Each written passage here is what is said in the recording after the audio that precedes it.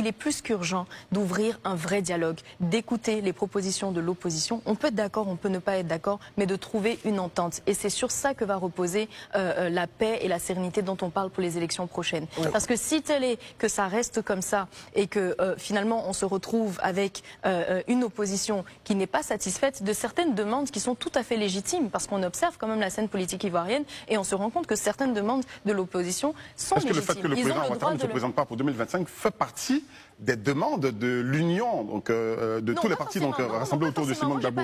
Je ne prends pas d'opposition par rapport à ça. Ce que je suis juste en train de dire, c'est que si ça revient souvent dans les éléments de langage, à un moment, soit il faut écouter, mettre le sujet sur la table, donner une réponse qui peut satisfaire tout le monde. Et je parle, quand je parle vraiment de tous les sujets qui ont été abordés également par Madame Yvette. C'est vraiment de dire tout ce qu'elle a soulevé sur cette chaîne internationale comme points, ce sont des points qui doivent être abordés lors d'un dialogue qui doit être ouvert de façon urgente parce que ça revient et il n'y a que par ce moyen qu'on pourra avoir des élections apaisées. Justement, moi je me dis que c'est peut-être pour ça qu'elle est passée par une chaîne qui a une portée plus internationale peut-être, au-delà de la Côte d'Ivoire, même si effectivement quelqu'un demandait en commentaire si on demande des audiences à toutes ces personnalités politiques. Oui, on envoie des invitations à tout le monde, mais peut-être que justement, elle l'a dit plusieurs fois, on n'a pas été entendu. On a fait des demandes de dialogue, on n'a pas été entendu. Peut-être que là, effectivement, c'est une façon de casser la porte qui est fermée.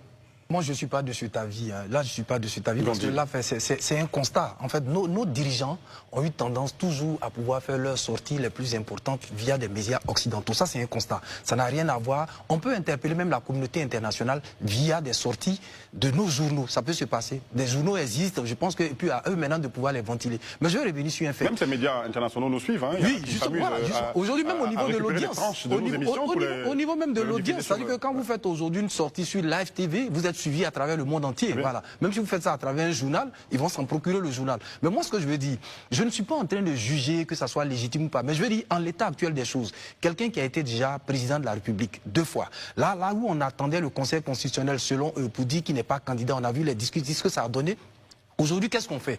Ce qui peut être peut-être bon à faire aujourd'hui, compte tenu de la tension qui prévaut, il y a lieu impérativement que la mouvance présidentielle, c'est-à-dire le camp présidentiel et l'opposition, puissent s'asseoir pour discuter afin de trouver des choses où nous pouvons être d'accord. Ça, c'est clair. Mais concernant l'éligibilité de Ouattara, pour ma part, quelqu'un qui a été déjà candidat une 2e fois, parce que n'oubliez pas qu'il n'était pas éligible par le passé, et c'est le parti d'alors, le pouvoir d'alors, qui l'a rendu éligible. Certains pouvaient s'en plaindre. Il faut laisser à un certain moment donné, et je ne crois pas que dans leurs discussions, dans tout ce qu'ils appellent leurs éléments de discussion, ça fasse partie des doléances ou bien des conditions pour une élection plus paisible. On n'a pas vu ce point, justement. On n'a pas vu ce point, justement.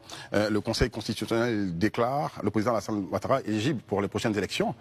C'est cela. Est-ce que c'est un sujet qu'il faut ramener sur la table? Non, mais je crois que l'opposition ne ramène même pas ce sujet, même Simone et Gbagbo, mais très clairement, le journaliste l'a poussé sur ce terrain, lui a demandé quel est son avis sur la candidature, etc. Sinon, très clairement, son message sur ce média, en tout cas, c'était justement d'appeler à un assainissement des conditions électorales en Côte d'Ivoire. Très bien.